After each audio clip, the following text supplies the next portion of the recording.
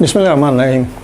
Value addition में आपके लिए रिस्क असेसमेंट बहुत ज़रूरी है। वैल्यूडेशन उस वक्त तक नहीं हो सकती जब तक कि आपको रिस्क असेसमेंट ना हो। आपके जितने भी प्रोक्योरमेंट हो रही है, जो भी डायरेक्ट मटेरियल है, इनडायरेक्ट है, रॉ मटेरियल है, जनरल आइटम है, तो जब आप उनकी रिस्क असेसमेंट करते हैं तो आप एक सस्टेनेबल प्रोक्योरमेंट के ऊपर काम कर रहे होते हैं। मतलब आपकी सस्टेनेबिलिटी जो है प्रोक्योरमेंट की, वो एक बेहतर लेवल पे होती है और आप सिक्योर साइड के ऊपर काम कर रहे होते हैं। जब आप सिक्योर फील करेंगे तो इसका मतलब कि आप वैल्यू एडेड प्रोक्योरमेंट कर रहे हैं।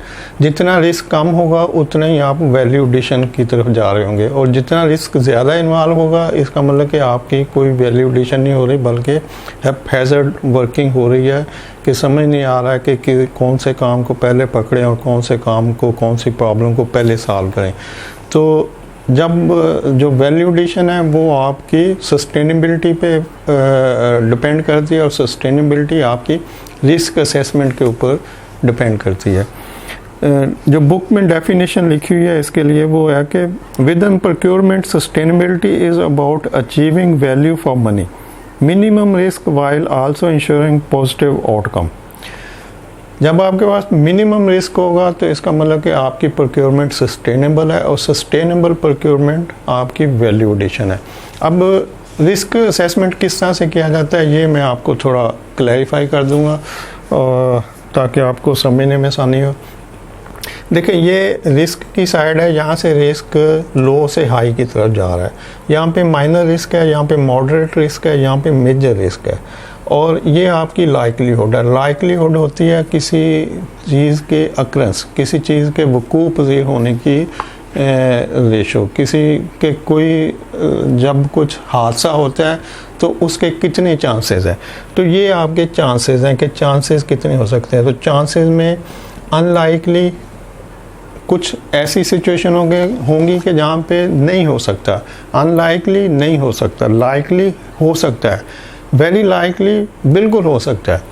तो ये हमारे 3 पॉइंट हैं कि कुछ चीज़ों पे आप कहेंगे कि सप्लाईज़ में प्रॉब्लम नहीं आ सकती।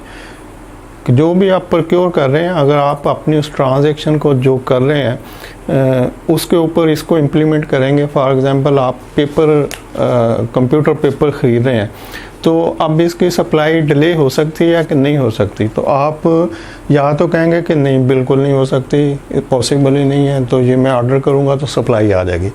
या आप कहेंगे कि नहीं, हो सकती है, पॉसिबिलिटी है, तो ये सप्लाई डिले हो भी सकती है। या आप कहेंगे कि बिल्कुल हो सकती है, ये तो लास्ट टाइम भी ऐसे हुआ था, तो मुझे मतलब इस पर डाउट है, तो मैं कंफर्म नहीं कह सकता कि ये सप्लाई वाकई हो सकती है, तो ये लेट हो सकती है। तो इस तरह से आपके पास 3 ऑप्शन होंगे। आपकी हर प्रोक्योरमेंट ट्रांजैक्शन, कोई भी आप चीज़ प्रोक्योर कर रहे हो, तो उसके ऊपर जब आप इसको रिस्क असेसमेंट को फिट करेंगे तो आपको समझ आएगी कि इसकी सप्लाई में प्रॉब्लम नहीं आ सकती। ये एक रूटीन की और नॉर्मल ट्रांजैक्शन है, तो ये स्मूथली बस मैं ऑर्डर इशू करूँगा, सप्लाई होगी और ट्रांजैक्शन कंप्लीट हो जाएगी। तो कुछ चीज़ों के लिए आप श्योर होंगे कि इसमें कोई प्रॉब्लम नहीं आएगी। कुछ चीज़ों पे आप डाउट होंगे कि हो सकता है ये प्रॉब्लम इसमें कोई आ सकती है, और कुछ पे तो आप श्योर होंगे कि इसमें प्रॉब्लम बिल्कुल आ सकती है। तो इस तरह से 3 लाइकलीहुड की पोजीशन है कि आपके पास 3 डिफरेंट यहाँ पे ऑप्शन है कि नहीं हो सकती है, बिल्कुल हो सकती है। और इसी तरह से अगर नहीं हो सकती तो फिर रिस्क क्या होगा? फिर रिस्क माइनर रिस्क है, तो मतलब माइनर के उसका कोई मसला नहीं है, अब्जॉर्बेबल है कि आप उसको एब्जॉर्ब कर सकते हैं। अगर होगा तो मैं उसको संभाल लूँगा, मतलब होगा तो ये बहुत मामूली है, इसका कोई असर नहीं है। तो लो रिस्क है, जहाँ पे आप समझ लें कि यहाँ पे कुछ नहीं होगा, ये सप्लाई में कोई प्रॉब्लम नहीं आएगी या प्रोक्योरमेंट करने में कोई प्रॉब्लम नहीं आएगी, तो वहाँ पे रिस्क आपका माइनर होगा। यहाँ पर आप समझते हैं कि नहीं, यहाँ पे कुछ प्रॉब्लम हो सकती है, तो वहाँ पे आपका रिस्क मॉडरेट होगा, क्योंकि जो प्रॉब्लम आप समझ रहे हैं कि हो सकती है, तो उसको आप संभाल भी सकते हैं। उसका असर इतना नहीं होगा कि आप उससे आपकी प्रोडक्शन रुक जाए। वो ऐसी प्रॉब्लम होगी उस सप्लाई में कि जिसको आप हैंडल कर सकें, जिसके लिए आप तैयार हों, तो वहाँ पे रिस्क मॉडरेट होगा। लेकिन कुछ सप्लाई ऐसी होंगी जहाँ पे आप श्योर होंगे कि यार इसमें प्रॉब्लम आएगी और आ भी सकती है और इसको मैंने देखना भी है, तो यहाँ पे रिस्क हाई होगा कि प्रॉब्लम आ सकती है लेकिन आप अफोर्ड नहीं कर रहे। ऐसी कौन सी आइटम होंगी? ऐसी आइटम रॉ मटेरियल होंगी, आपके प्लांट मशीनरी के स्पेयर पार्ट्स होंगे, वो क्रिटिकल चीज़ें होंगी जिसकी बेस पे आपकी प्रोडक्शन चल रही है कि अगर उनमें से कोई भी एक चीज़ स्किप हो जाती है, डिले में चली जाती है, क्वालिटी इन्फीरियर आ जाती है, या कुछ भी प्रॉब्लम हो सकती है, कोई सर्विसेज है टाइम पे सर्विसेज नहीं हुई, कोई मेंटेनेंस है वो नहीं टाइम पे हुई, तो आपकी प्रोडक्शन रुक सकती है। तो वो सारी चीज़ें जो आपकी प्रॉब्लम आते ही स्टॉप हो जाए, जिससे आपकी प्रोडक्शन स्टॉप हो जाए, आपकी मैन्युफैक्चरिंग स्टॉप हो जाए, इंडस्ट्री रुक जाए, तो वो सारी प्रॉब्लम आपकी वेरी लाइकली में आएंगी और वो डेंजर जोन में होंगी। उसमें रिस्क सबसे हाई होगा, एक्सट्रीम हाई रिस्क में आएंगी।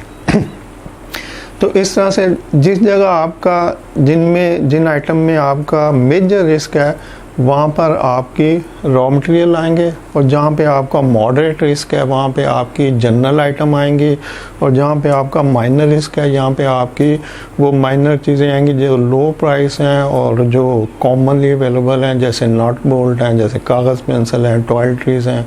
जनरल आइटम जो लो प्राइस जनरल आइटम है वो आपकी वहाँ पर आएंगी जहाँ पे आपके लो रिस्क हैं कि यहाँ पे कोई प्रॉब्लम नहीं आएगी। तो ये चीज़ें कॉमनली अवेलेबल है मार्केट में और मैं नियरेस्ट अवेलेबल हैं और हम इसको इजीली परचेज़ कर सकते हैं। लेकिन कुछ चीज़ें आपकी ऐसी होंगी जिनका मॉडरेट रिस्क होगा, और वहाँ पे आप जैसे अगर आपका क्लीनिंग का जो कॉन्ट्रैक्टर है वो टाइमली सुबह नहीं आता है, ऑफिस टाइम शुरू हो जाता है, लोग बैठे हैं और सफाई उस दिन नहीं हुई, तो ये आपके लिए थोड़ा मॉडरेट रिस्क है कि रिस्क है लेकिन बहरहाल काम चल सकता है। लेकिन अगर आपके रॉ मटेरियल नहीं आते टाइमली, उसमें प्रॉब्लम हो जाती है, तो वो हाई रिस्क है और वो एक्सट्रीम हाई केयर आपको करने की ज़रूरत है। तो इस तरह से जब आप अपनी जो प्रोक्योर कर रहे हैं प्रोडक्ट को, उनको कैटेगराइज करेंगे कि उनमें से कौन सी लो रिस्क है, कौन सी मीडियम रिस्क है और कौन सी हाई रिस्क है, तो फिर आपको उनकी वैल्यूडेशन उसमें यही है कि वो जो प्रॉब्लम आ सकते हैं, लाइकलीहुड और रिस्क का यही कम्बिनेशन है कि हो क्या सकता है और इसके लिए मेरी असेसमेंट क्या है और मैंने आगे इसको किस तरह से हैंडल करना है, इसके लिए मेरे पास क्या तरीका है। जो आपके एक्सट्रीम रिस्क के रॉ मटेरियल होंगे वहाँ पे आप फॉलो अप स्ट्रॉन्ग रखेंगे, वहाँ पर आप कस्टमर को विज़िट भी करते रहेंगे, उसके स्टोर को भी चेक कर सकते हैं कि उसकी कैपेसिटी कितनी है, कितना स्टॉक पड़ा होता है, कितनी हमारी रिक्वायरमेंट है, किस इंटरवल से ये निकाल रहा है, वगैरह वगैरह।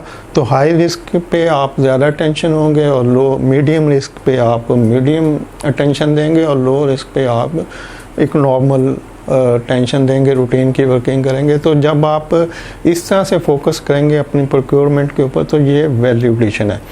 अदरवाइज़ जब ये चीज़ें प्रॉब्लम में चली जाएंगी, जो एक्सट्रीम हाई रिस्क वाली चीज़ें प्रॉब्लम में चली जाएंगी, तो फिर आप फिर प्रोडक्शन स्टॉप होगी और फिर वैल्यू एडिशन तो सिफर हो जाएगी। इसी तरह से मीडियम पे उतनी टेंशन दें, लो पे उतनी दें और हाई पे सबसे ज़्यादा दें। तो जब आप इस तरह का फोकस रखेंगे और कैटेगराइज कर लेंगे इनको रिस्क वाइज, अपनी प्रोक्योरमेंट आइटम के रिस्क असेसमेंट कर लेंगे, तो ये आपकी एक वैल्यू एडिशन है और ये सस्टेनेबिलिटी जो है प्रोक्योरमेंट की उसमें आएगा कि आप एक सस्टेनेबल प्रोक्योरमेंट कर रहे हैं और वैल्यू एडिशन हासिल कर रहे हैं। थैंक यू, अल्लाह हाफिज़।